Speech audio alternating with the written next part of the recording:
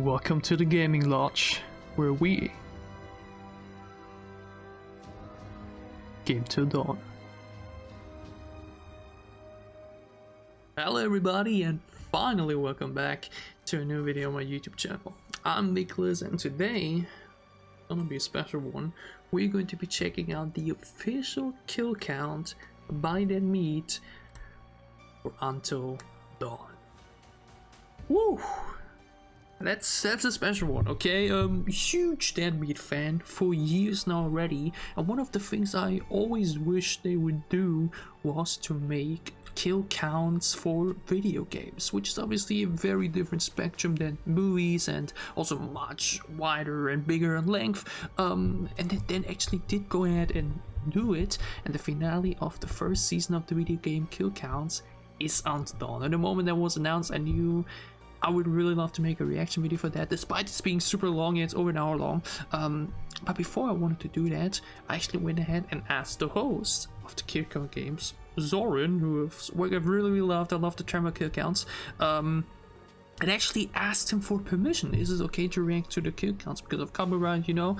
And yeah, as you can see here, he actually gave me the permission to go ahead and react to the kill count, which is super exciting. Yeah, this is like mentioned over an hour long. I will maybe not show everything on screen. Yeah, maybe I cut some stuff together. Playback speed will be a little bit higher too, okay? So this just flows a little bit nicer. We'll see. Before we start with the kill count though, I do want to take a few more moments to talk about something else, because this was like mentioned now already like over a week ago, and I originally would have loved to react to this the moment it released, but I just wasn't really in the mood, or not really mood, I just wasn't really in the capacity to do so due to current personal circumstances. Some of you may have read my community update post, and some of you may have asked what is with the background, or just generally why hasn't there been once again new videos in over 2 weeks. Yeah, 2025 has been super strugglesome for me, just with health issues in general. I got diagnosed with asthma, which I can deal with now better due to this, but like obviously that still sucks. Yeah, and as if things couldn't get worse, as I've already made a community update post about it, I unfortunately had to say goodbye to my best friend of 13 years, to my beloved pet Flex.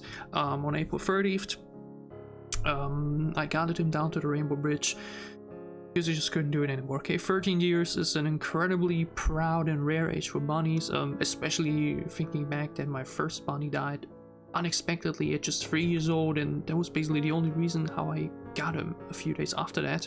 And yeah, as you can imagine, I'm 24 years old. I basically grew up with him, and it sucks. Okay, it sucks. It's horrible.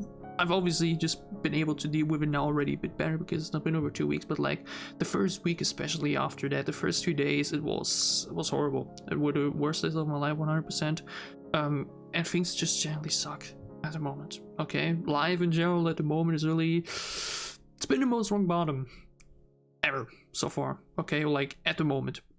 Usually, normally, like my life has always been good. I've never had any issues or struggles or so, but like the past few weeks have generally been the worst of my life, I'd say, because it's just so weird to lose something that was such a vital part of your life for over half your life. 13 years from 24, it's more than half my life, and then he's no longer here, you know.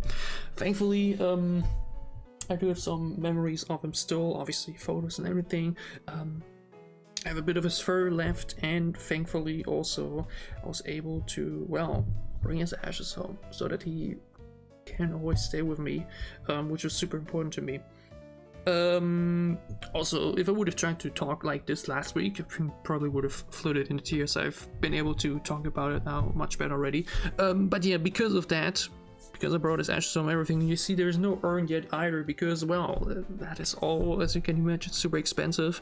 And that's also why the first time I actually have money struggles for the first time ever. You know, I'm living on my own. I work a normal job plus YouTube and everything, and yeah, it's getting tight for the first time because of that, because the entire cremation stuff and whatnot is all like 500, and I like mentioned haven't even gotten an urn yet, so yeah, it's been getting tight for the first time. It's obviously worth it for him, obviously for the years we spent together, but it doesn't change that it's still a lot of money.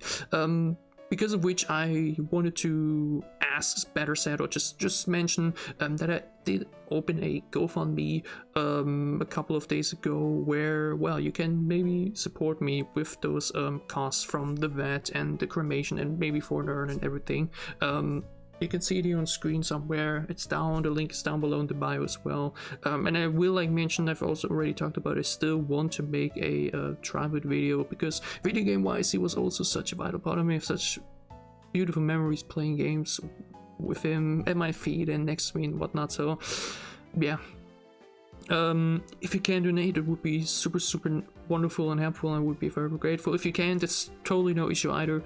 But yeah, I felt like talking about this for a little moment. Like mentioned, there will still be a tribute video at some point when I'm ready, because yeah, it's been, like mentioned, 2 weeks, and the reason for that is that, yeah, I think all of you can relate. Losing a loved one like that, losing a member of a family, that is in this case definitely the case for me.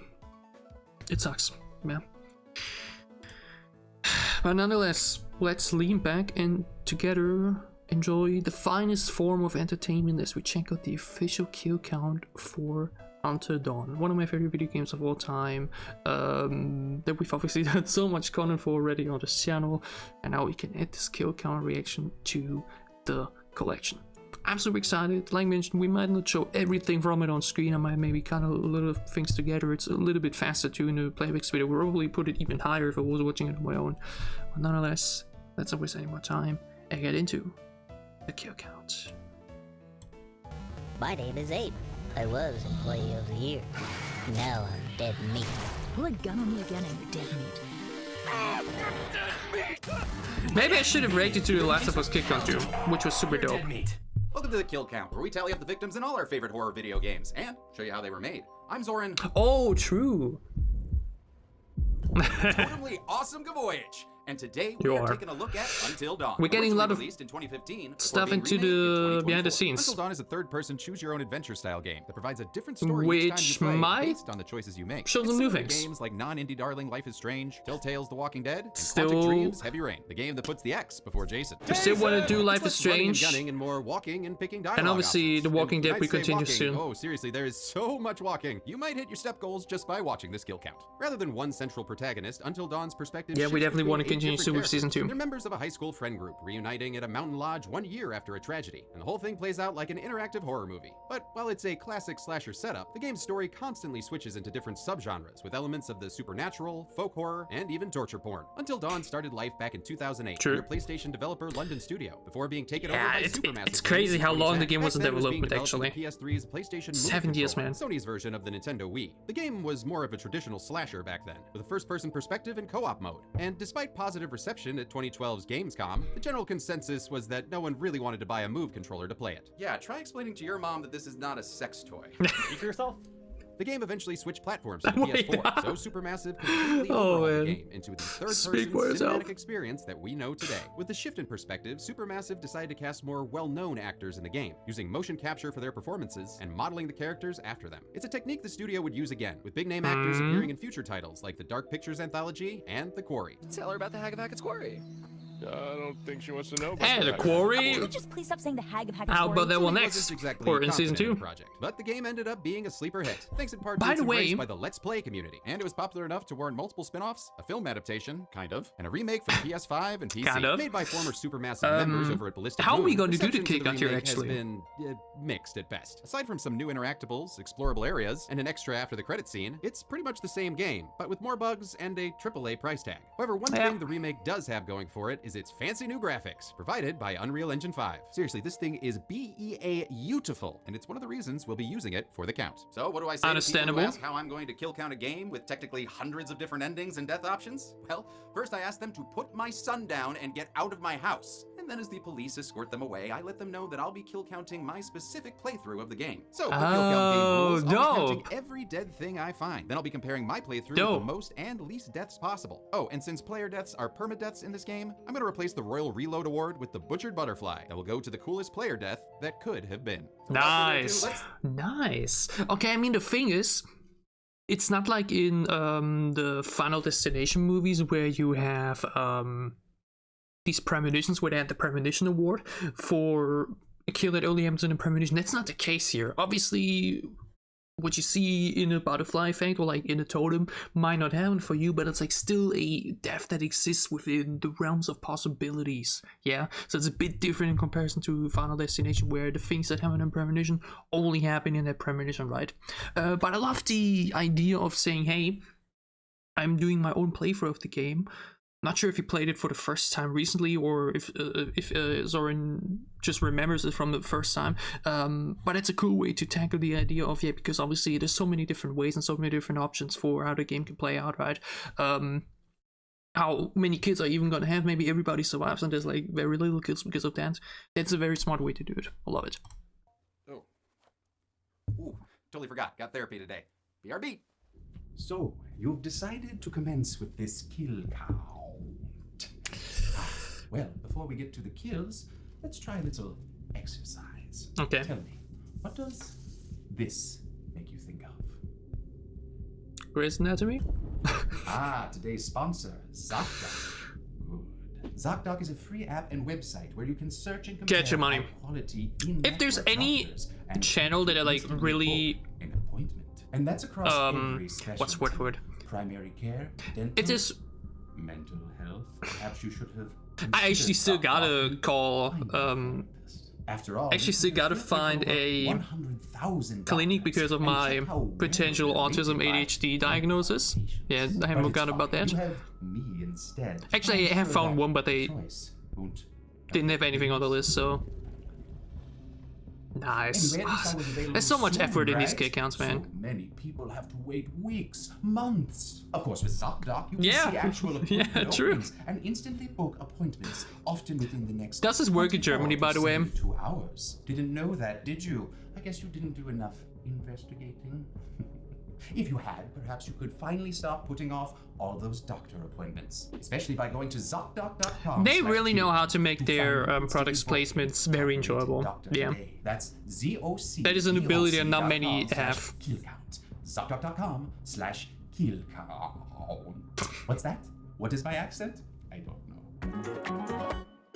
Okay. How many teens will be dead before dawn at the whim of my dialogue choices? Let's find out and get to the kills. Lovely. Like mentioned, actually have already found a clinic, but that was like months ago, and they said, call up again in late May or June, so I gotta call this soon again. Yeah, if there's any channel where I'm like, they deserve all their money, they deserve all the success, it's really that because the evolution that I've seen James, Chelsea, and Zoran take for this channel and the entire production behind it over the past few years, it's so great to see. I don't even remember exactly when I first watched Dead Meat. It wasn't from the very beginning, that definitely not.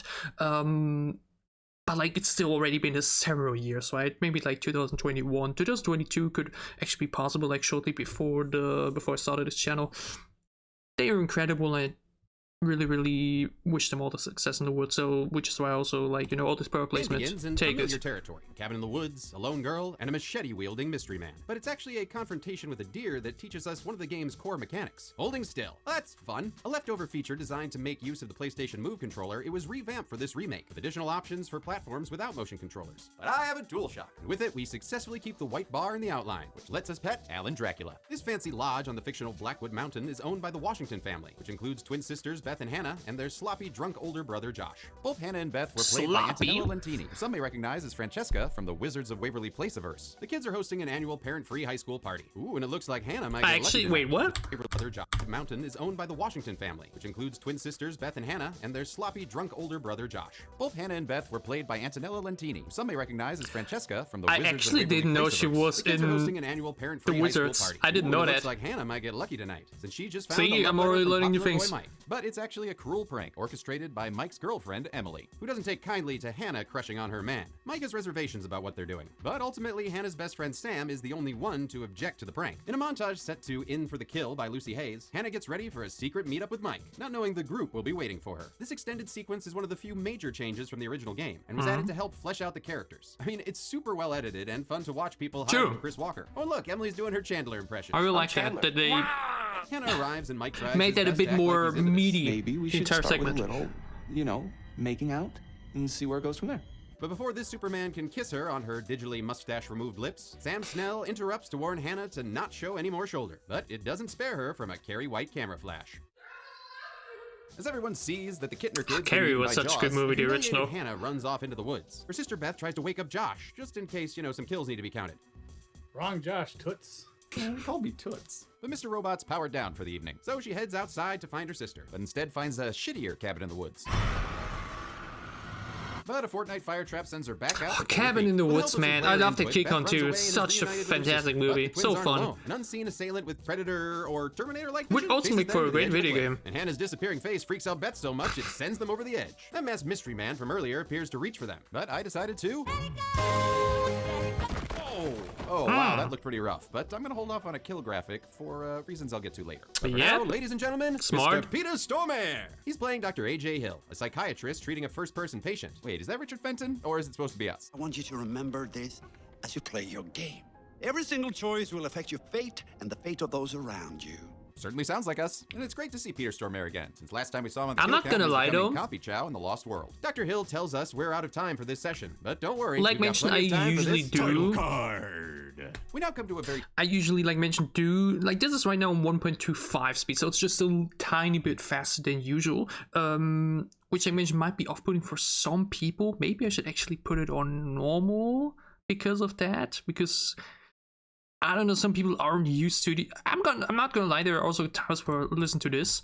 Controversial change in the remaster, as the original At other times, featured a cover of the folk song "Oh Death" by Amy Van Roykel, while the new overhaul opening... I even, especially when subtitles are available, sometimes even do it with 2x speed, which is... I know, but like...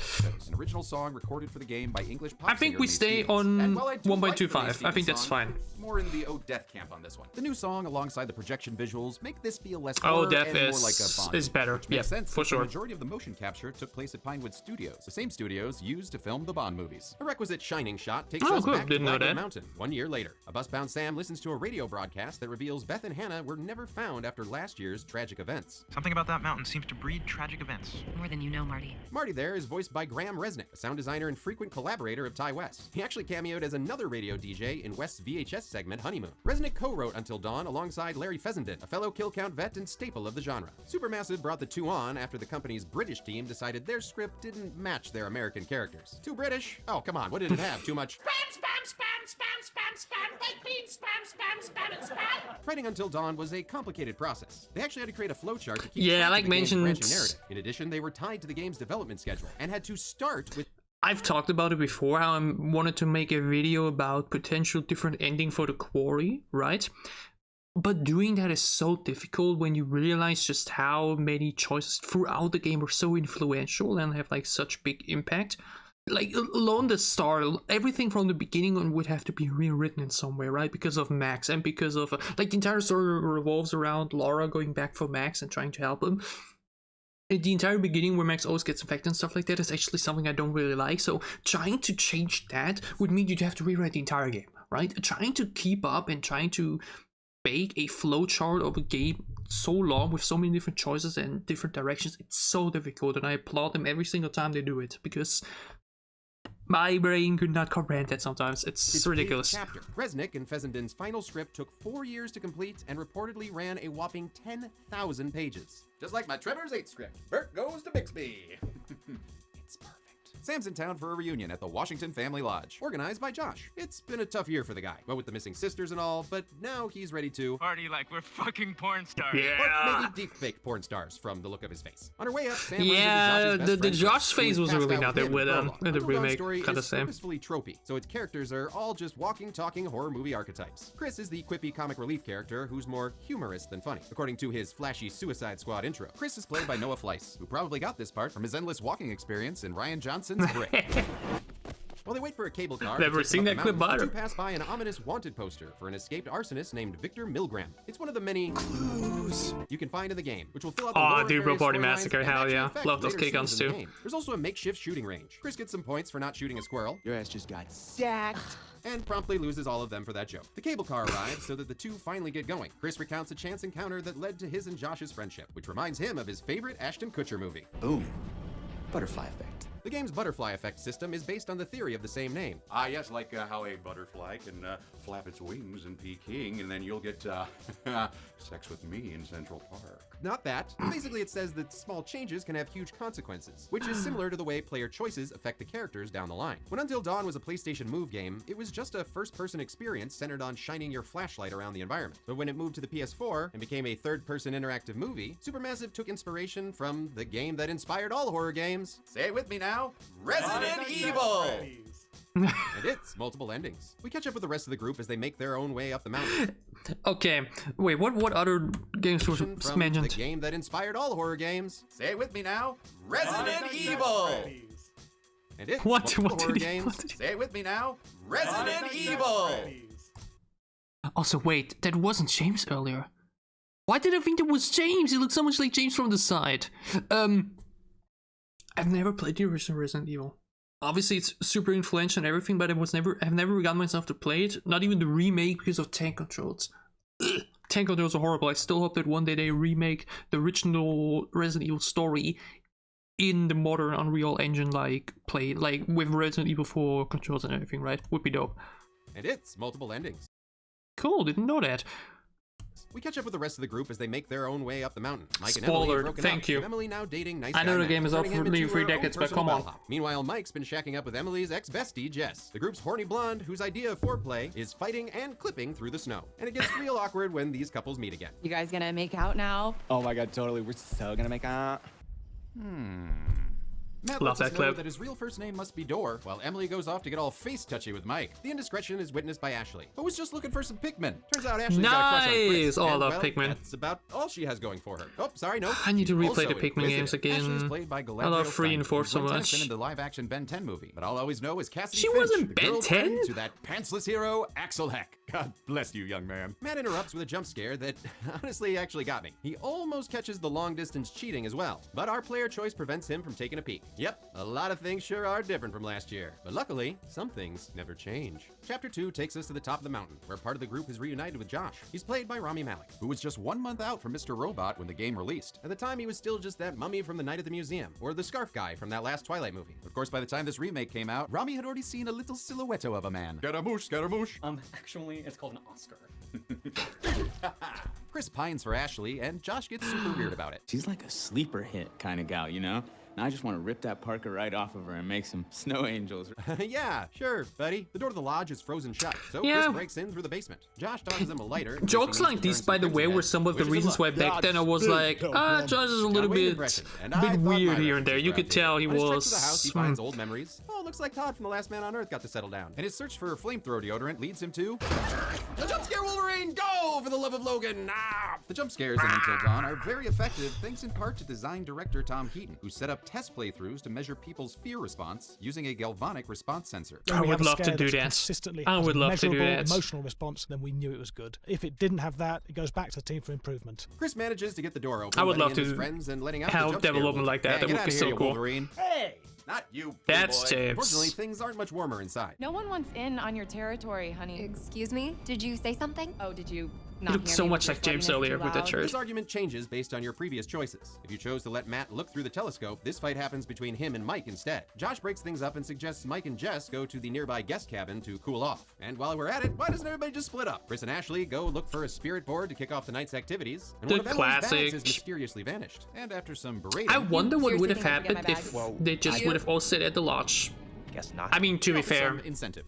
Josh obviously made them all split. You can Yeah, get forget very that. Oh, looks like this fetch quest is going to get you some But sex that is a tea. good That idea deals for off like as the well to quarry, recharge right? with a What would relaxing happen if they bath. just all stayed Fortunately, at the the lodge's hot water is lodge? shut off. Josh takes her to the basement where a baseball bat lays the seeds of a butterfly effect. They get the heat on, but Sam failed the Dead by Daylight generator game too many times, alerting their latest DLC killer, the Fonz. Hey.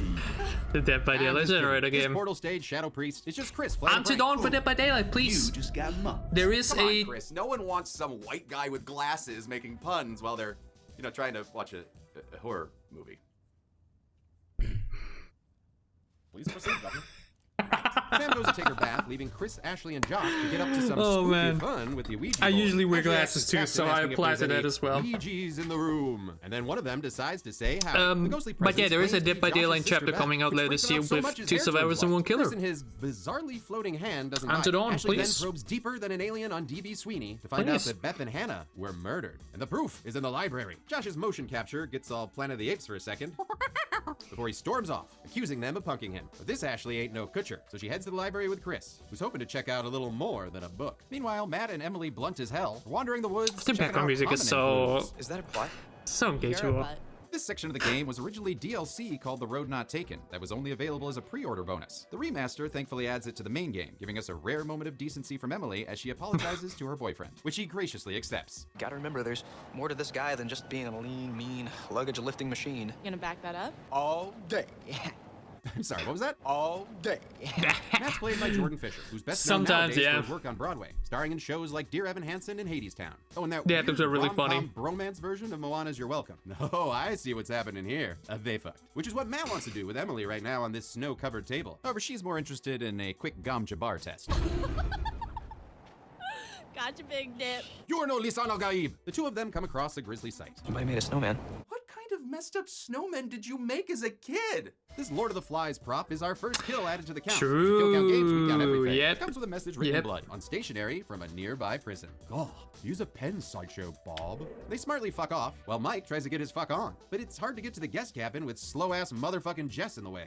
Move! Move! Oh, I hate that there's no run button in Nice. this game. Another change Nice. from the original that at least included a fast walk option. Now characters just randomly Cool. run if they feel like Slow it. as Get past motherfucking Friday Jeff. the The 13th saw. funky I've sign. watched the Those are saw game's kick out many so nods to many horror times, movies that man. can I really be love it so seen in much. all the Great names of the reference. game's achievements. Oh, Ginger Snaps reference. Nice. Mike tries seducing Jess by naming his favorite Shaquille O'Neal movie. Zam. But instead of turning her on, it turns her off. The path, that is, where she accidentally falls into an old mine. Well, I hope she didn't hurt herself. I still have all 7 of my limbs. 1, 2, 3, 4, 5? Oh, 6, 7. Mike hasn't seen boob limbs since Night of the Demons 2, so he decides... Hero, baby. But that doesn't last long.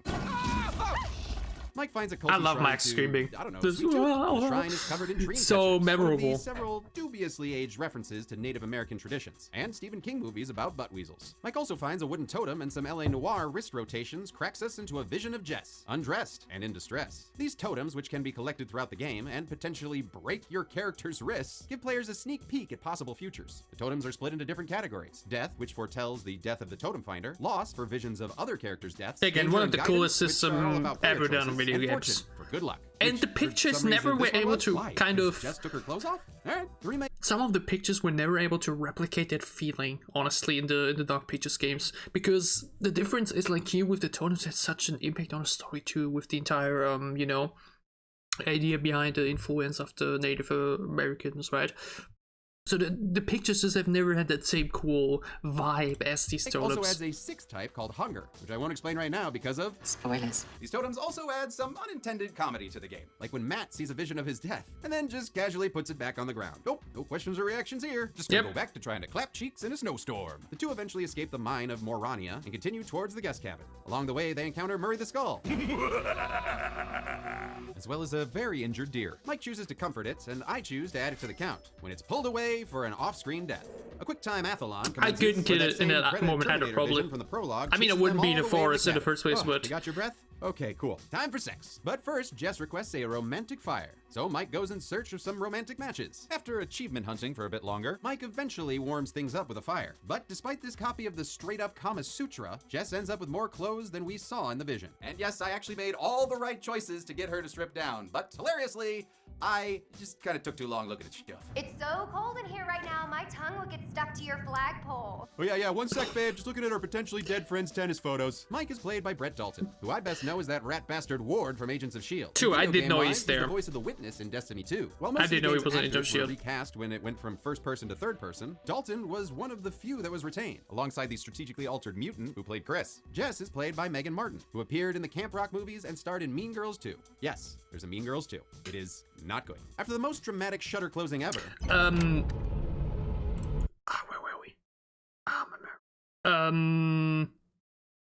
Yeah, in my playthrough, yeah, remember I already knew everything about the game, but when we played it for the first time on this channel, I actually failed to rescue her because the controls didn't work and that's why she didn't want to swim down fully.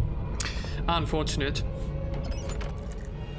The Terma Predator returns. Oh man, why did she have to close the shutters? I bet she's changing character models in there, isn't she? The couple's PG-13 strip down is interrupted by a crash. It's Jess's phone, which she lost in the chase. Assuming their friends are messing with them, Like they do, sometimes with deadly consequences. Jess storms out and gives them what for. You can't ruin our good time because Michael and I are gonna fuck. That's right, we Such quotable game, man. Yep, maybe don't yell that in a horror movie, Jess. I mean, it's a good way to get violently yanked through a window. Okay, bye! Back at the lodge, Chris and Ashley Scooby-Doo it up in the library. Secret button reveals an even secreter hidden room. Are we like in a movie right now? If we are, I hope it's around, Con. Inside, they find a threatening letter, which implies Hannah and Beth's disappearance was premeditated. An optional cutscene, complete with jump cuts, plays as Chris prattles on. I have to say, watching this really makes me want to play the game again for the achievements. Is responsible for killing Hannah. Remember how much I had to replay it to get that one specific ending? That kind of sored me on it, but... when she's yanked through a door. If you can call that screaming. Chris upsticks his way through the door and is decked by a sweet-looking killer. Oh, I love that design. So glad they moved away from the PS3 version of Bad Yeah. Ashley's also been knocked out nearby, and the chapter Oh ends man, as Heavy she's Rain dragged was away. also We so transition back to Peter fun. Stormare's Dr. Hill, being weird and creepy, well, you know, like Peter I Stormare. honestly wish my playthrough would have got a bit more attention. Like, I love you, Peter Stormare. Have my baby. the Joker Only have commune and one. everything. He's yours. Because it was Almost every genuinely chapter of such a the fun is broken up game with to a play session and by play through. Dr. Sigmund Fargo, who asks us Even in if the our controls were Giallo gloves ass. some questions in order to, I don't know, figure out what Disney princess we are. His questions range from if we're more worried about Sarah Jessica Parker or Charlie Day, or who our favorite Batman villain is. And if we're ever stuck, we can Oh, always I also gotta ask play the for help. Batman games, god damn it. I know it's a cobra. This time around, though, it's a March Madness bracket of shittiest friend. Oh, someone's been watching the podcast. It eventually comes down to Emily and me with a faux hawk. And like all good comedians, I do hate myself, but I gotta hate on Emily more. I mean, that's self-care, right, Dr. Hill? Once again, I'm afraid we're out of time. What? What do you mean? These sessions are like 5 minutes long. Hey, get back from that window. Don't you fade out on me. Chapter 4 opens with Mike grabbing a rifle and chasing after Jess. I mean, come on, Mike. Do you really need that rifle when you got those guns? Maybe grab a coat instead. Since we decided to have True, Mike pursue why didn't you reckless put on the abandon, coat? and we didn't mess up any of those QuickTime events. But it's not like it Find Jess mattered, in a right? mineshaft He just elevator. did freeze, he's like Battered, me. but alive. If we'd taken more time to get to her, Mike would have been jump scared by her jawless corpse. Something foretold by an earlier True, totem. he saved her. Mike still Cool. isn't able to grab Jessica before the elevator But yeah, gives work way. also Mike in the spots a freezer figure, sections presumably at the like man who attacked Jess. very After low chasing him down, temperatures, ends up in the mine shirt shaft, and shorts. finding a note I'm used that to it. verifies this mine is free of critters. Well, that's good too. Liars! Mike follows a casual stranger out of the mines to a foreboding building. Jesus.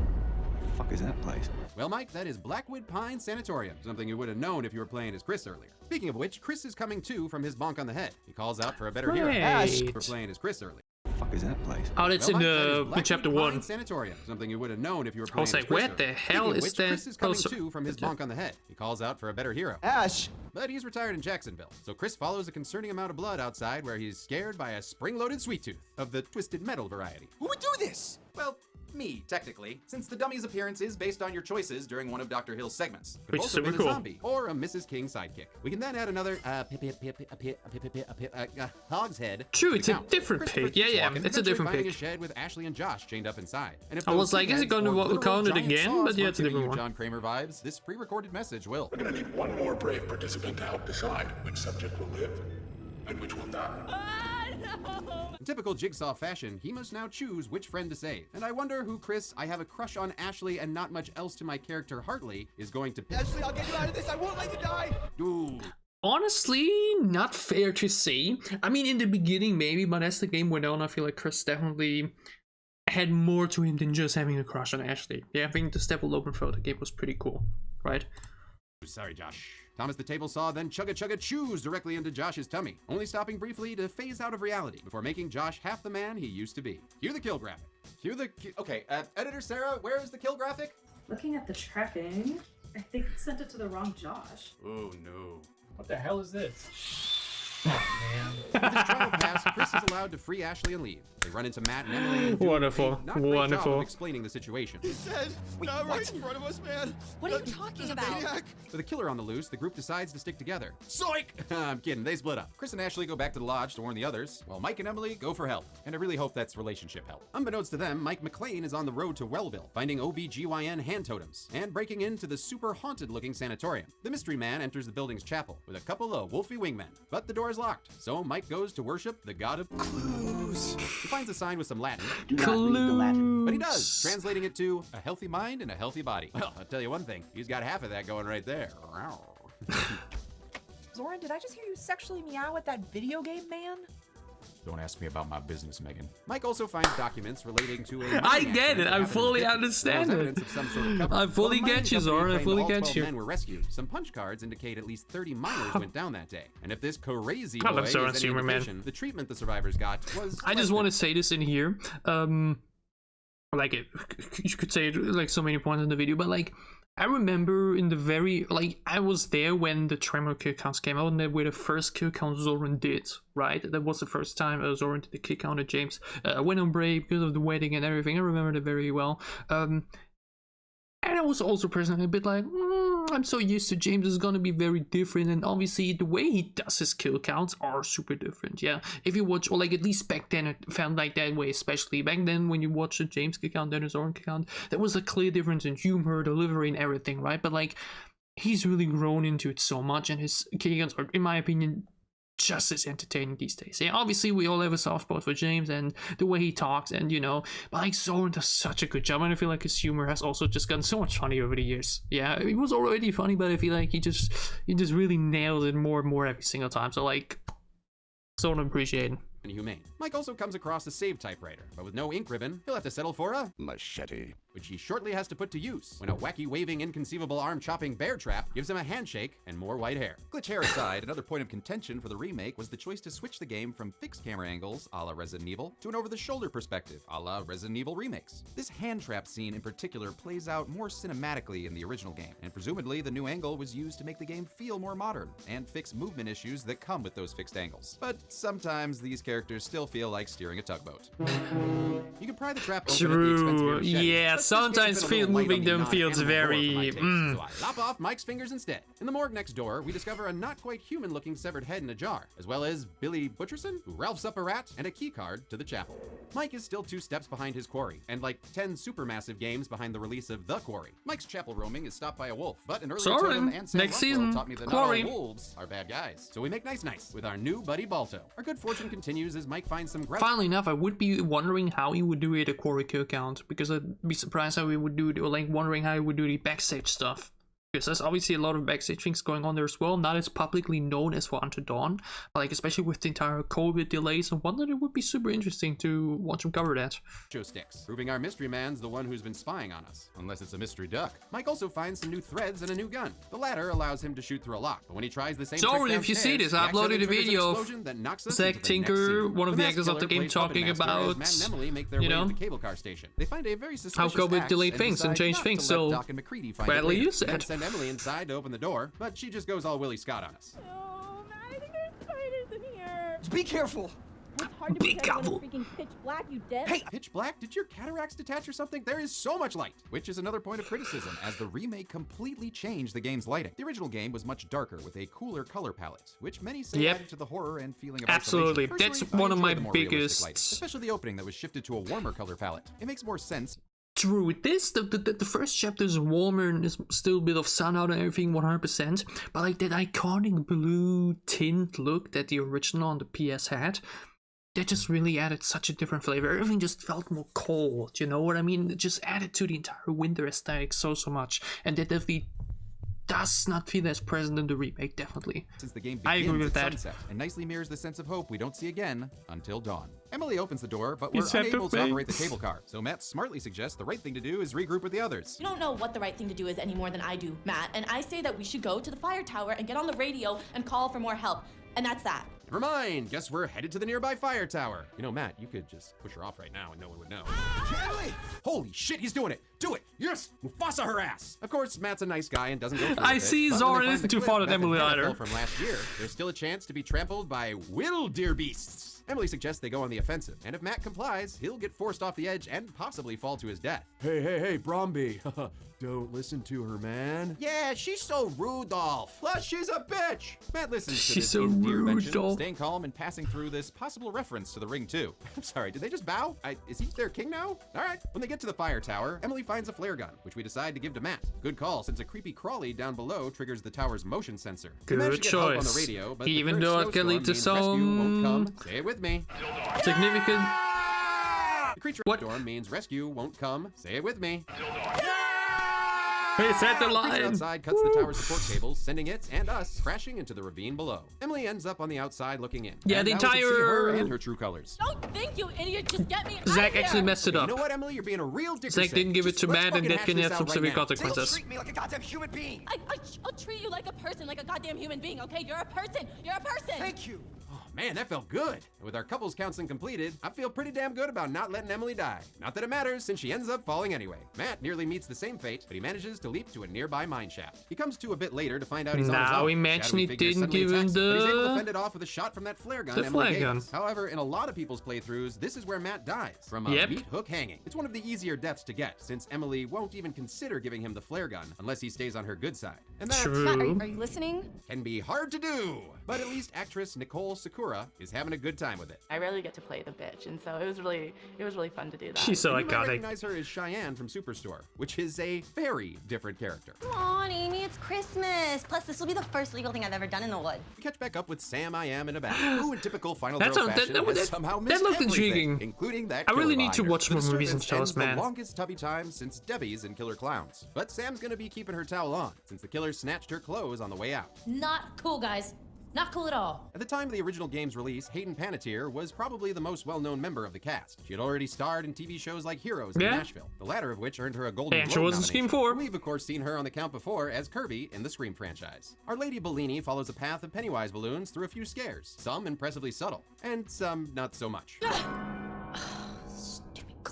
Her scantily clad scavenger hunt yields a business card from La But yeah, Viande Meat that Processing, stair which in French means meat. The perfect way place for Grant scare Grant. is super Unaware cool. of her unwelcome guests, 'Cause so Sam many follows people a miss noise it. to the lodge's home theater, which features several posters of actual horror movies the game's writers worked on. There's Stakeland, Bitter Feast, and Hypothermia that were produced by Fessenden through his independent production outfit Glass Eye Pix. There's also early Ty West films like House of the Devil and The Innkeepers, which Resnick sound designed. That same pre-recorded bogus Billy begins talking and makes Sam watch the cutscene of her in the bath, as well as the death of Josh. Okay, where did he put the camera for that? And why is Zeke the plumber here? Well, whatever, because it kicks off a slasher chase, positively crawling with QuickTime events. And honestly, I gotta commend the game, because this whole sequence is legitimately stressful. Plus, I haven't seen a towel this unflappable since Friday 4. Sam nearly gets caught in the basement, but her final inning destination vision lets her take flight in a 180. Oh, don't drop the bat, come on. Sam gets so deep into the basement, it stops being a basement altogether. She's now in the Blackwood Pines Hotel, which was advertised on the poster Chris saw earlier. Seems like the Washington's Lodge was built right on top of it, and it's actually quite easy for Sam to get caught during this chase. For example, if Chris had shot that squirrel in Chapter 1, Sam would have gotten a birdemic wound that would have reopened when she fell to the floor, thus leaving a blood trail for the killer to find. But Super since we cool made all and the right choices, crazy she to think successfully about. Like, holds what do you still mean and gives killing the a killer bird the shaft. leads to getting you? Another session with Dr. Hill makes it clear his unknown patient leads to is the getting you killer. catched. Such a cool that butterfly certainly effect. didn't go according to plan. Now, did it? Dr. Hill berates us for what we're doing to these kids with some absolutely incredible line deliveries. What you do and what you say causes things to change. Which his ever-changing office leads me to believe that he may not be real. Also, there's this. Oh, you want a jump scare? Well, 2 can play at that game, Lucifer. Chris and Ashley return to the lodge to get Sam, but find the place empty. It's at this point that Until Dawn adds haunted house movie to its list of subgenres, with slamming doors, things going bump in the night, and a thankfully less tonguey rocking horse. Chris thinks Ashley is just stressed out, even though he's pulling some phantasms of his own. But hey, you best start believing The in only ghost bug stories. I had was Jessica's hair being gone. That was the only bug I had. That's so funny. It's, God, I love his dumbass reactions. The dollhouse contains a pint-sized portrayal of their poorly planned prank. It also releases Hannah's diary, which reveals Josh had been in therapy even before her disappearance. And now we hit another section that's just finding different things. What do we got? A catalog for projector bulbs, some fake newspapers, timers to control the lights in the house, some scissors, ooh yeah, save those for later. Oh, and there's a board for all the people we hate. Emily, which of course changes based on your choices with Dr. Hill. The collectible combing ends when they find dead pigs, 8 of them to be precise. They go wee all the way onto the count. Awesome, get those pigs some blankets. Ashley turns on a projector. Crazy though. How? Why are you scared? You. Crazy to think about it though, right? Where did he get those pics from? Like in terms of like in-game everything. Like what? Where did you just got 8 pics from? And how did nobody notice or question you? Like, oh yeah, this little kid that we all know from the news because her sister started buying 8 pics or 10. Reasonable.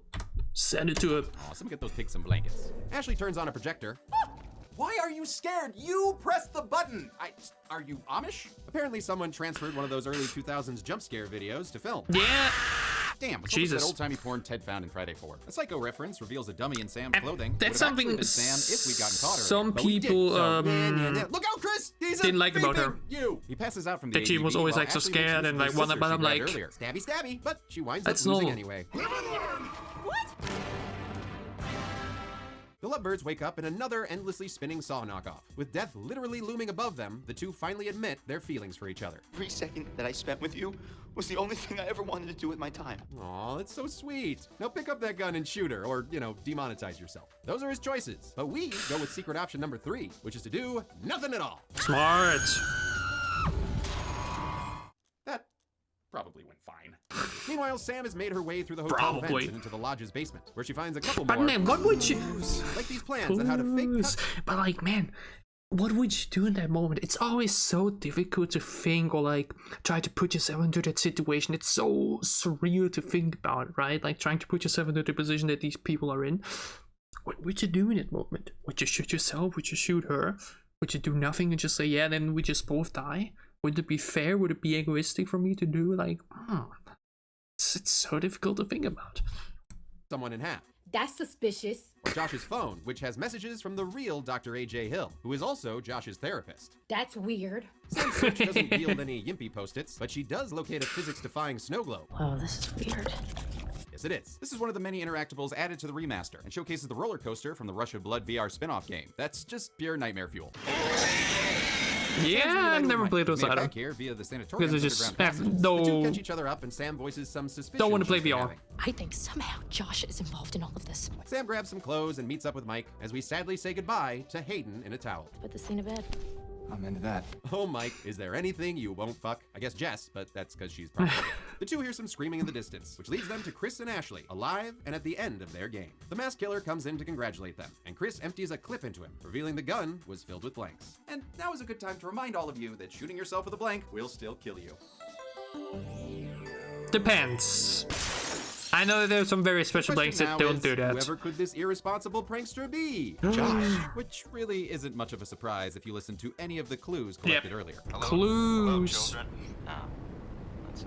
And now it's time for the saw-splanation of how Josh did everything. All that stuff with the ghosts and Victor Milgram were just props and special effects. And an earlier clue revealed that Josh's father directed horror movies, which is where he got his know-how. Looks like Josh muffied their asses, and these April Fools fell for it. Hook, line, and sinker for every little Hey, stinker. and what? I'm just glad that Meat Butcher was so willing to help him out. Howdy, folks. Have you ever needed a bunch of industrial butcher equipment for reasons you can't disclose? Are you constantly being asked questions like, do you have a meat handling license? Do you own a butcher shop? Why do you need all of this if you don't own a butcher shop? Well, worry no more. Here at Lobby and the Meat Processing, we'll take care of you, no questions asked. We've got all your butchering / dead sister revenge prank needs, like dead pigs, circular saws, dead pigs, meat hooks, dead pigs, and this week only, dead pigs. So I actually need 5 gallons of pig's blood for I don't care what, just take it. So call today, because our meat ain't the only thing we keep under wraps. Shipping may cost extra if you live in a fucking mountain. This little Scaramouche's motivations are out. The only thing we keep under wraps. Shipping may cost extra if you live in a fucking mountain. This little Scaramouche's motivations are out. Fantastic. Revenge for the prank My they pulled on his question sister. answered. And listen, How do you I'd even be get more all of that? sympathetic if it didn't target Wonderful. Chris and Sam, the only two characters who specifically did not participate in the prank. I mean, why put them through this? Where was Emily's elaborate saw trap? But I guess who cares? It was all in good fun, right? I mean, so you got a little bit of egg on your face, right? Nobody got hurt? Yeah, except for when you kept knocking people out, and there's Ashley's eye and Mike's fingers, oh, and Jess's elevator plunge, which gets Mike so angry he pistol whips his friend. The boys then lead him outside, where Chris gets revenge for Ashley's uncommon shiner.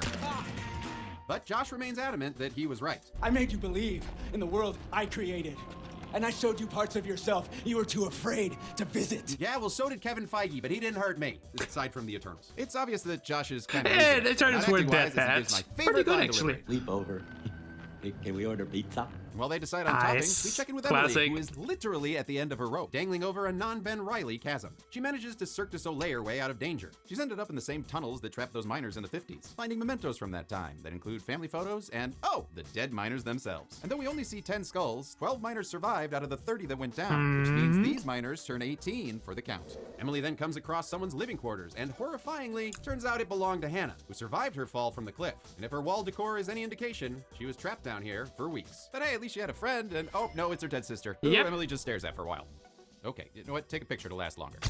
Oh, you did. That's weird. She takes an old elevator to a higher level, only to encounter the other masked man. If you think about that, that is smart. It's a smart thing to do. police, which is still someone don't understand, didn't manage to find the entry into the mines. Like what? Probably because American government disclosure, whatever, who knows. They've been looking for her for over a year, didn't find her. You find her down there. Of course, it's smart to take a picture, right? Evidence is always good if you survive, you know, to help your claims and whatnot. You never know. That's been running around. Emily runs away but fails to hide from the Cabal cosplayer. Rather than barbecuing her alive, he tells her to go on and get while he fights off a strange creature. He gives her some flair so she can get a job at tchotchkes when she's gotten herself and out. this when the game finally gets to see this cross between Gollum all-timer. and Galena, Illinois, the birthplace of Ulysses S. Grant. Anyone? Emily manages to make it to the surface, but is chased by the creatures through some mining equipment. She succeeds enough QuickTime events to escape, but not before being bitten on the shoulder. She takes a zip line to freedom. That and wouldn't happen with the Flagon. Fortnite rules. She runs back to the lodge where she's reunited with the rest of the group. At first, her tales of monsters are dismissed as part of Josh's prank, but shit gets real when a stranger calls. It's the mystery mountain man that Mike was chasing and Emily met in the mines. The placeholder named Flamethrower Guy is played by co-writer Larry Fessenden, who got this job having written and directed the 2001 film Wendigo. And that's called typewriter casting. He also acts, recently having popped up in Maxine. But personally, I know him from the Stephen King short Gray Matter, made by my Chicago filmmaker friend Red Clark. Worth checking out if you can find it. Last year, Flamethrower Fessenden tried to save Beth and Hannah because, according to him, this mountain belongs to the Wendigo. Which is fitting because Blackwood Mountain is actually named after Algernon Blackwood, who wrote the 1910 short story The Wendigo. And we can add I didn't know that detail, which is super dope. As the not-so-beautiful stranger explains that any person who resorts to cannibalism in the area will be possessed by the spirit of the Wendigo, eventually transforming them into those spidery now when you start to think throughout the game. The Wendigo myth originates from indigenous Northern American Algonquin-speaking tribes, who believe it to be a malevolent spirit, appearing as a gaunt skeleton with ash-gray skin of death, making this game's depictions more accurate than the antler versions we see in recent media, as well as the buffed behemoths that fought Wolverine. The Wendigo myth was very important to many tribes, who believed it was dangerous to even speak its name. And even the mention of the name will let the Wendigo find out where you are, and it will open you up to be possessed by this Wendigo. Same thing happens to me whenever I say Bixby.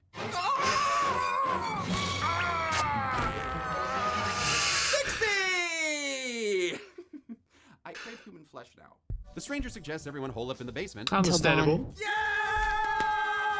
But They Josh is said still it tied up in again. the bunker. Flamethrower Guy says he's as good as dead, but best friend Chris feels responsible for him. And so Flamey Joe reluctantly agrees to help. And as a parting gift, Ash gives Chris some sugar baby. Aw, groovy. On their way over, the stranger explains that the Wendigo's vision is based on movement. He also says they mostly hunt at night. Mostly. When they get to the barn, Josh is nothing but a puddle of blood. Oh wow, this Alex Mack reboot went dark. But don't worry, it's no time to die for Josh. Crazy that he Later survived revealed with he so was much dragged off blood by a loss, Wendigo. right? The Flamethrower Guy casually suggests I they think should it get takes some out. damage, But I despite guess. successfully holding still, it looks like you're next on the count when a Wendigo goes for the head. Chris puts his shooting Yeah, gallery it's skills to unfortunate that work, he always blasting dies, several man. Wendigos That's something on I the would way have back to wished, the lodge. you He's on know, side would by have his new girlfriend. not been always. And in the original game, Chris yeah. could die here if he tried to shoot Ashley in the death game, which caused her to leave him out in the cold. This was taken out in the remake, though, and I'm glad because it is really depressing. Wait, did they? Did they take it out?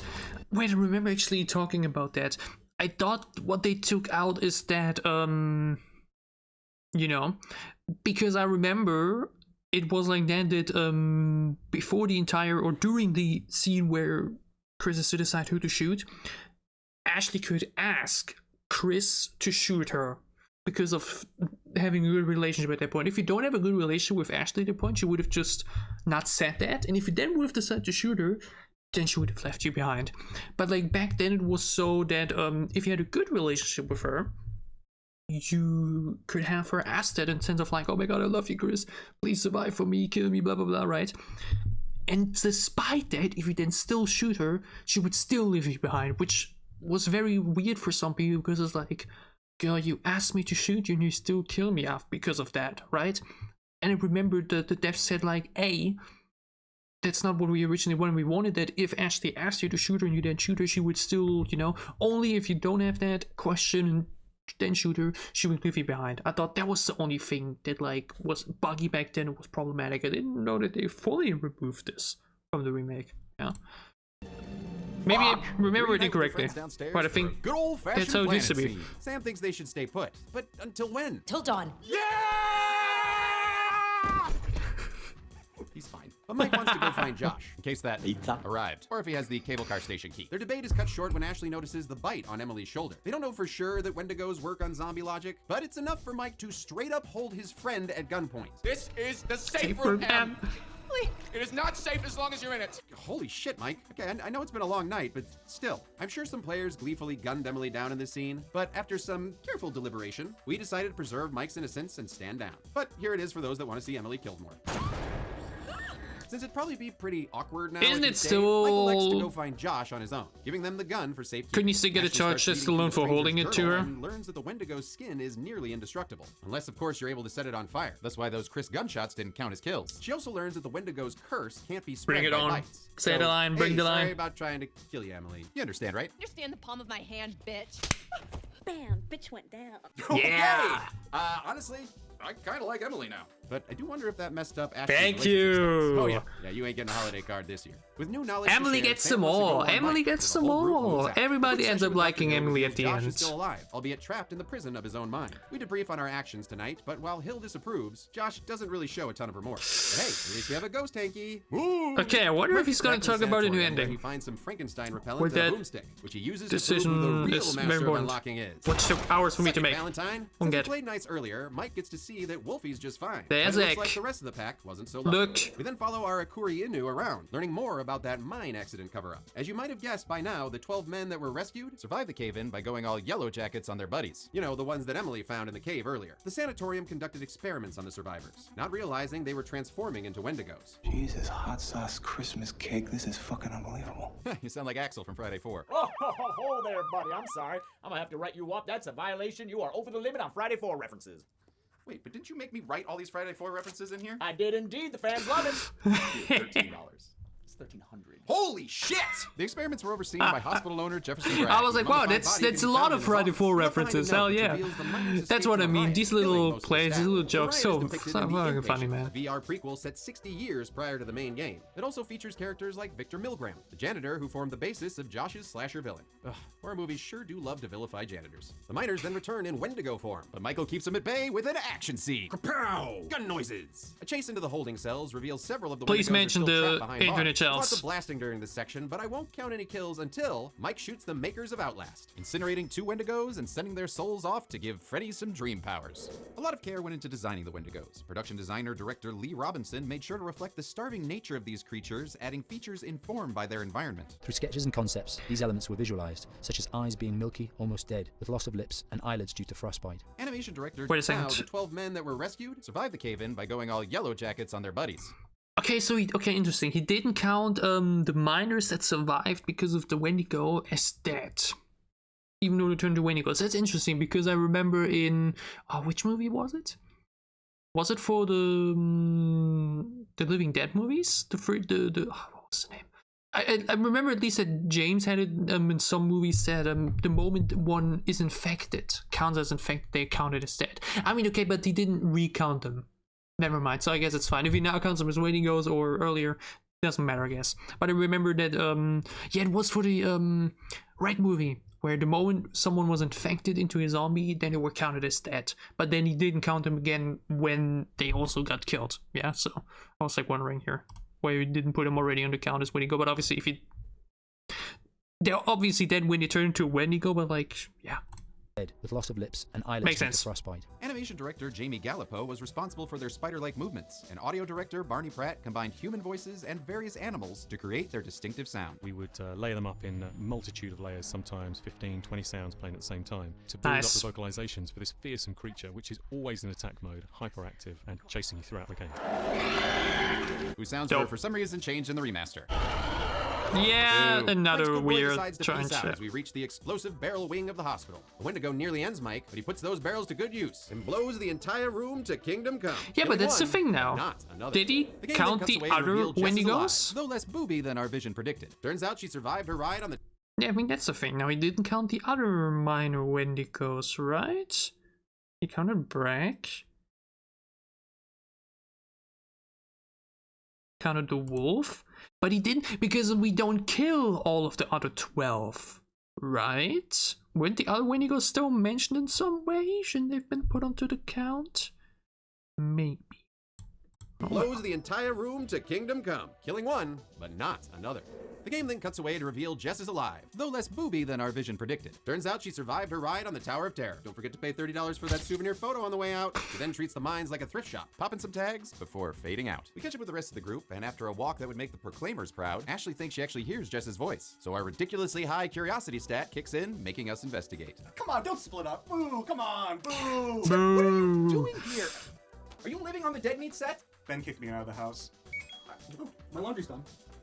Ashley follows the sound to a cellar door, but stops, remembering a journal entry from earlier. When they hunt us, they know how to perfectly mimic their prey. So she leaves, successfully avoiding the absolutely gnarly death animation that would have played the second we opened the door. Oh, look at that goofy mouth. My dad Ashley. She rejoins the group as they come across a path to the sanatorium. It pushes most of the group to their vertical limit. I'm genuinely surprised that anybody got that. An earlier scene that I glossed over because I didn't think it was important. Sam manages to free solo Mount QuickTime, making it to the top to find a couple more totems. One of them is a hunter totem. Yeah, somehow if you cannibalism and the Wendigo transformation that follows. But honestly, they're pretty lame. They're just POV shots of people crawling or, what do you mean they're lame? They were super cool and fun and interesting. Able to put to good use when she comes across Mike being chased by a flaming Wendigo. She beats the beast off of him, then gives it the full Linda. All right, great. Now you can tell Mike that thing you wanted to tell him. I was gonna warn you about the Wendigos. I think I got it. All that walking for nothing. The 10th and final chapter of the game sees us playing as Josh for the very first time. After his disappearance, an earlier cutscene showed him take a nasty tumble, but he's recovered enough to now be haunted by the ghost of 22 Jump Street and his polar expressions. You had so many people who cared about you, who were willing to help. But at every turn you choose to push them away, and now you're all alone. This nihilist wants your sanity, Lijoski! And he gets it. Josh witnesses a flesh wall burst open, revealing a pig's head, which then dumps intestines that birth his sisters, and one of them, Barbara, Maitlands her face off. 10 out of 10. No notes. In fact, I especially love Rami's unhinged performance. Why are you doing this? Leave me alone! Rami's such an incredible that actor. Man Todd knows how to act. Sam and Mike are having a walk and talk, catching each other up on the Wendigo lore they've collected. I mean, honestly, look at all these clues. And there's more to be had when they find Beth's open grave before hopping into a freezing subterranean lake. Which was an added line to the remake that hints at a Sam and Mike relationship, while also calling back to a previous crystal. Nobody likes cool buns. Upon crossing the lake, not relationship, just Mike being Mike. Starving Hannah dug up her sister's body and had herself a Beth Faye. The act, of course, turned her into a Wendigo. So the two again, that's a lot of things I've covered, similar to how I uploaded Zach's talking about the old script and whatnot.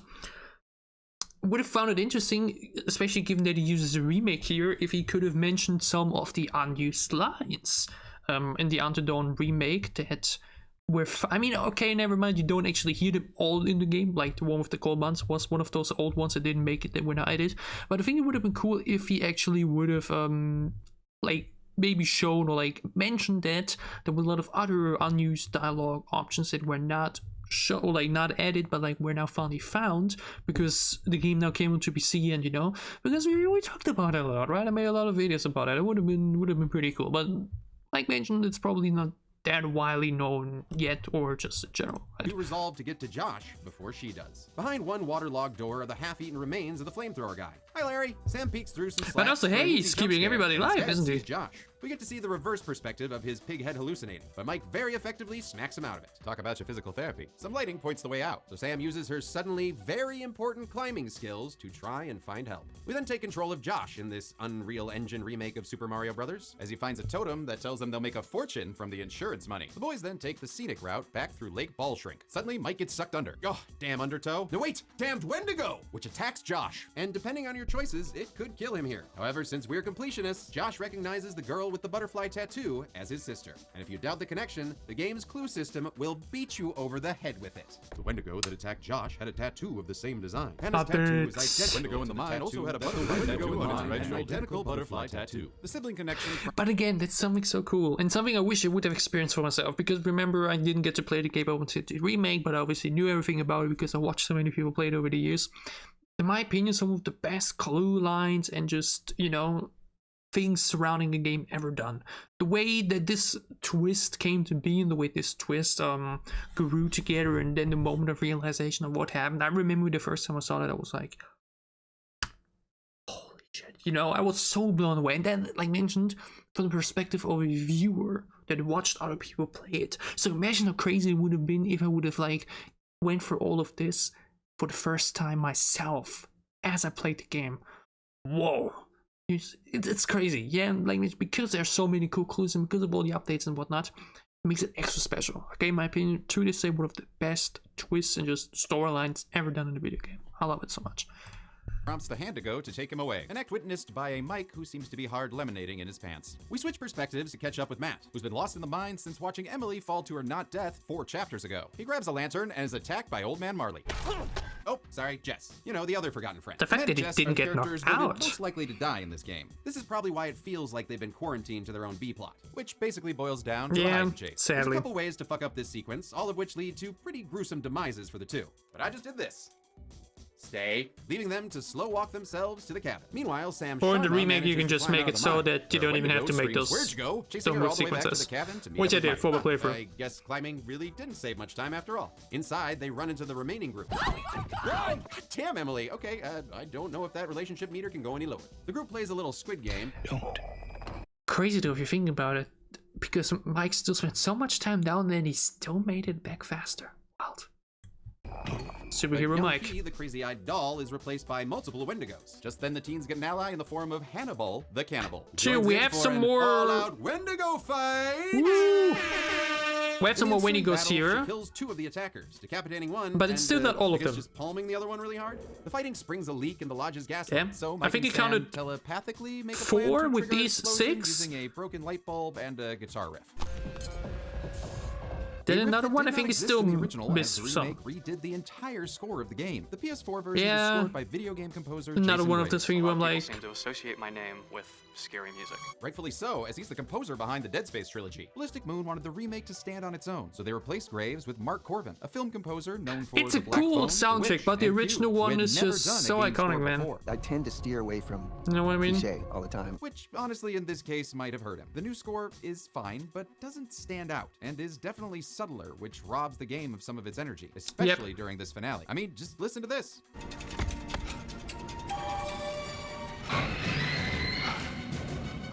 Exactly. Well, like mentioned, you can have all your opinions and thoughts on like the remake in general. I remember, like mentioned, when the remake was announced, I was super happy because I was finally able to play it. But I always see questions like trying to think, oh, is it even warranted? You know, is it a remake that is warranted? Like, what are they going to change and whatnot? They did change a couple of little things, like adding a little bit of new content and whatnot, which is cool. Changes like taking away the blue tint, making the game look a bit warmer, changing the score entirely with something entirely new. It's still one of the main reasons why, to this day, when somebody asks me, hey, I want to play Until Dawn, which version should I play? I will always say, if you have a PlayStation, then go for it. Don't necessarily buy a PlayStation solely to buy that game. Yeah, just go ahead and play the remake then. But I think the best way to experience Until Dawn remains the original. From the looks, to the atmosphere, to the music, the original is still better. Definitely, the remake is good, it's enjoyable, but it's like also so different for me, or like difficult for me to like truly, how could you say it? To truly, it's weird because I mentioned I already knew everything. Yeah, me playing through the game through the remake just wasn't as genuine as like if somebody plays the game for the very first time with the remake. Yeah, so for somebody that may only play the remake for the very first time, super dope and everything, but like just somebody that has seen the original so much throughout the years, and even though he didn't play it, seen it so much, just better. Yeah, from the score to the looks, it just has more atmosphere and just more identity. Yeah, which is really helps make it stand out and so iconic as it is. Flip the switch early if you'd like. It will kill anyone left in the building. We managed to hold still long enough for everyone to make their way out. Sam's officially the final girl left inside, making it the cheerleader's responsibility to save the world by blowing up Hannah and any remaining Wendigos. The titular Dawn arrives as well as a helicopter as Mike holds Sam's hand, which is yet another change for the remake because the folks at Ballistic Moon are shipping these helicopter as Mike holds Sam's hand, which is yet another change for the remake because the folks at Ballistic Moon are shipping these two hard. I'm into that. During the credits, we get a series of police interviews recapping some of our story choices. And I'm sorry. To be fair, I just find it also more personal. It doesn't matter if I'm in love with that person or not, I would probably still hold their hand there. You know, it's just a bit more like. Sorry, is Ray Romano interviewing them? Your friend Ashley, she told her she tried to help you. Dear God, Jess, did you actually survive this? You don't look well. And after the credits scene reveals Josh is turned into a Wendigo after eating some Larry leftovers. He's discovered by 2 rescue workers, who I'm gonna go ahead and count as Josh attacks them off screen. While this was the only alternate ending in the original, the remake added an option to keep Josh human if you express remorse during your therapy sessions. But to do that, I wasn't supposed to punch him so much. No regrets. The remake begins the thing it's Return of the King by adding like mentioned, it was so painful. The amount of hours I had to spend trying to get that to work, because first of all, there was still like no 100% perfect way to do it. Like nobody entirely knew exactly what choices were that important, which choice truly mattered in there. So I really had to like replay the game 2.5 times to get that ending. Yeah, it was super frustrating. If you remember that, it was getting that Josh ending was so much work. So many little choices. Brought Hayden back for. This sequel tease finds Sam some years later in sunny Los Angeles, where she's awakened by a mysterious bleeding symbol on her arm. You don't just find something like that on your arm and not go looking for the answer. Especially after hearing a strangely familiar voice at the door.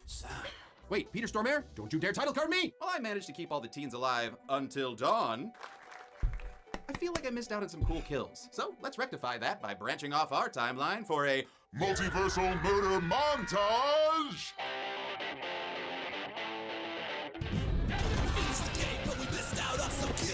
The grinder kills.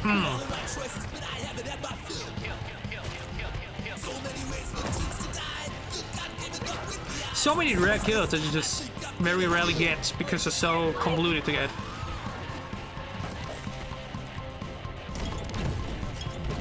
But man, added-on kills are fantastic. Simply because the Wendigo just also offers so much potential, right?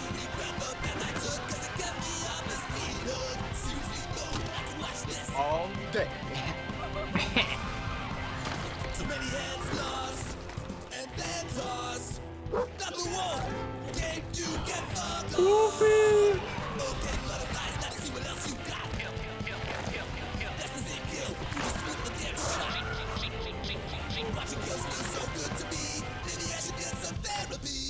Once again, I'm afraid we're out of time.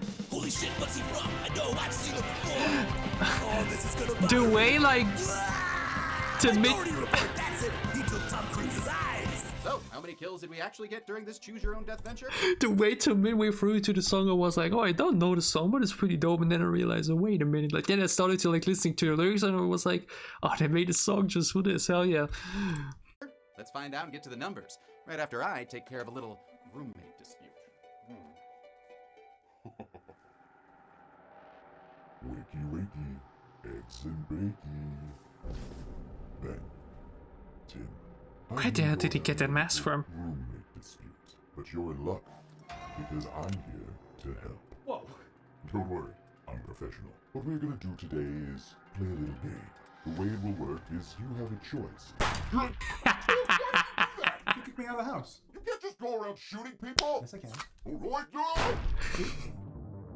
Nice. Tim killing me. Anyway, during our time on Blackwood Mountain, I counted 45 kills. The victims consisting of 24 humans. But what's with the other Wendigos? I mean, I guess we don't know exactly what happens with them, but like 31 men, 2 women, and 12 unknown, giving us a pie that I choose not to eat. So, how did this compare to other playthroughs? Well, while we kept all our characters alive, we didn't get the least amount of deaths, thanks to Wendigo Josh's post-credits double kill. If you manage to keep Josh human and save everybody else, you'll get the minimum kill count of 43, only available in the remaster. For the maximum kill count, you'll want Josh to turn into a Wendigo and get all 7 of the characters killed. It's harder than you'd expect since Sam can only die during the final chapter and Mike can only die if Sam dies. But if you do manage to do it, that'll give you the maximum body count of 52, which coincidentally is the year the miners all nom-nommed on each other. With a personal playthrough time. Oh. Wait, that's super cool. That is actually super cool. The most amount of deaths, at least under his calculations, is the, 1952. Wait, that's super cool. I don't think that's intentional. Or maybe it is. But again, I still feel like he missed some of the Wendigos, didn't he? From the 30 miners, 18 died down there, 12 survived. And then I feel like he didn't count all of them. I mean, we don't know exactly what happens with all of the other ones, I guess.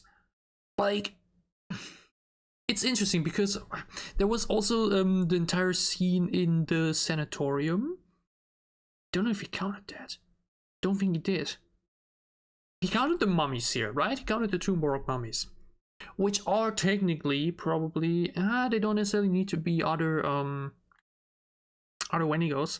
Actually, the head, yeah, but like the mummy not necessarily. But remember how there is the footage that you have, the footage that is being shown.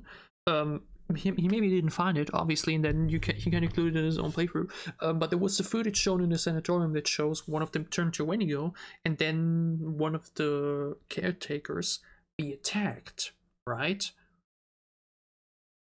Could have maybe counted that. And obviously there were like also a lot of like mentions also in a lot of the clues in the sanatorium where you hear like, yeah, that person died and whatnot.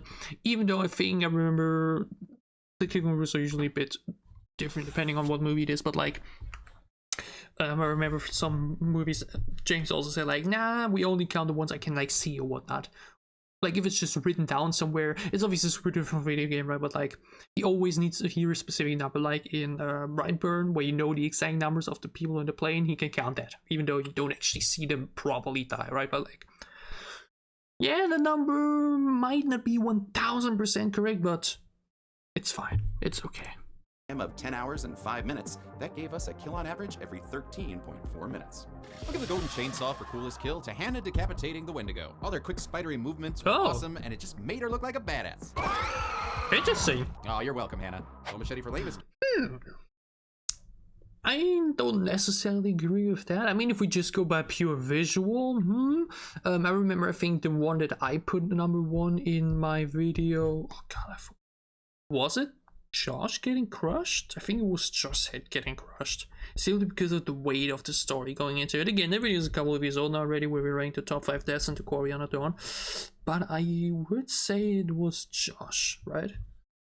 Dull Machete. Probably one of the background bodies. Kill will go to the 2 rescue workers killed by Josh at the end. May they rest in peace in dull machete heaven next to those 2 Nev Caltel workers from Tremors. And finally, the Butchered Butterfly Award for Best Character Death goes to Jess, getting her jaw ripped off by Hannah. No one likes having a stranger put their fingers in your mouth, and even more so than tearing your jaw open and revealing the tongue inside. Gross. I love it. That's yeah, it. That's a good pick. Came out in 2015, with its remake releasing in 2024. And after playing it, I get the criticisms, but think the team at Ballistic Moon did a pretty good job. So come on, internet, be a little nicer to them. Yeah. We'll actually be taking the summer off of Kill Count game releases to help us catch up on these supermassive undertakings. Returning this fall. Yeah, but I did put until then, Josh's death on there. Who always keeps his finger on the previous page of a Choose Your Own Adventure book, and this has been the Kill Count. The next kill. It was a pleasure. Some strings this week to bring you the movie. Okay, I don't think I haven't watched Puppet Master Kick on yet, but like, I think we can put that one out. Yeah, it was a joy. Okay. Over an hour long, and it didn't feel like that whatsoever. Okay, I mean, okay, we did put it on a little bit of higher speed. I hope nobody had any major problems with that. Like I mentioned, usually I would probably put it on like 1.5. We put it on 1.25, which is totally, like I mentioned, still watchable for a lot of you. I know a lot of people have huge issues when people are talking a little bit faster than usual, but for me it's just easier because, I don't know, long videos like that are just often a bit better if you can just get through them a little bit quicker. Doesn't make them any less enjoyable. But yeah, this was an absolute blast. Yeah, and I honestly don't think I'm gonna cut out anything. Yeah, like I thought at the beginning where I'm like, maybe there will be some sections in there that might not be that interesting, but that is one of the things that makes the kickouts so incredible, even the long ones. They really manage to keep you entertained all the way through. From the jokes to the play-ins, like this is just always something happening. There was always something for me to talk about. Or like react to, whatever it's like, love about a joke, or put in my own input about some things, or like some think pieces and whatnot. It's just never boring with them. I mean, it's just never boring with the kick counts. And now, even this was the first time I reacted to a kick count ever. I did see some other kick count reactions in the past. Don't even remember which ones I watched, but like, you could tell that some people. I hope I made the reaction to this kick out entertaining. That's what I'm trying to say, because I remember, like, there's some people, like, generally when it comes to reaction content, which a lot of people enjoy. Personally, I also love watching reaction content, but there's also a lot of people that often think reaction content is very lazy and just steals the content from other people, because there are a lot of bigger names that do reaction content that, yeah, they react to 10-minute video and then the upload of their video is 10 minutes and 30 seconds. because of an intro, outro, or like maybe because they said something once, right? They don't take any time to actually talk about what they're watching. They don't actually take time to engage with the content they're watching.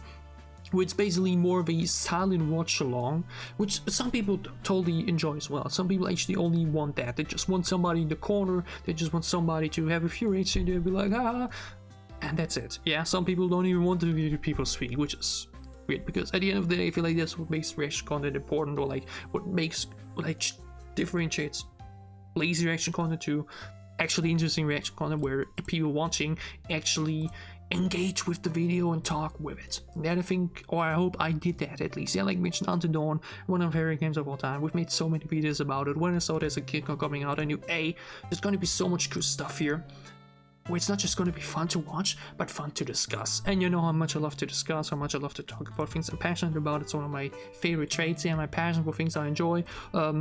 Which in the spectrum it is, might also be because of autism, who knows, like mentioned, I still have to go to clinic soon because of that, but yeah, this was a joy from start to finish. Super fun and enjoyable. Again, maybe Zoran watches this. I mean, it's a pretty sketchy, but like mentioned, I did ask him for permission. He gave it to me, which is really cool. And yeah, I had a super huge amount of fun with all of this from start to finish. A lot of good stuff to talk about. And I hope you guys enjoyed my thoughts and reaction to the Until Dawn kill count. If you did, leave a like down below to show me that you did. Your thoughts on the kill count down below in the comments as well. That is always, if you enjoy what I'm doing, if you want to support me, then gladly leave a sub as well. It would help me a lot. Like mentioned, this year has been pretty awful. We've talked about it in the beginning and everything. Yeah, I will probably get a pet soon again, sooner or later, but obviously it's just very weird and different because, like mentioned, 13 years, man. 13 years from when I'm 11 years old to now. It's just, these years are just so important in your life, right? These teenager years and whatnot, growing up with someone in that time, it's just so special, and they just won't come back, right? All I can do is keep in my memories. And like I mentioned, if you have the funds, or like if you can or want to help me, then gladly help out on the GoFundMe to help me a bit in these troublesome times with the financial aspect of things. When it comes to the gaming content, like mentioned, it's been once again just I had so many big plans for 2025 with the rebrand of the channel in December, and yet everything just been so stuttery and just so many breaks in between and whatnot. It sucks. I hope that really soon I will finally be able to get a groove into things. I have yet to do the new type of videos I wanted to make. I haven't played Assassin's Creed Shadows in weeks, which sucks even more, yeah, which I was super excited for. So yeah, I hope things get better soon. I really hope they will, because yeah, things have sucked at the moment, but I will try to be back more actively with more content, from more gameplays to maybe more reactions to other stuff. How we get this thing more active soon again, despite the circumstances. We're closer to 10,000, so that should be pretty good omen. And yeah, I thank all of you for watching. I thank you all for the support, and I see you back soon at the gaming launch.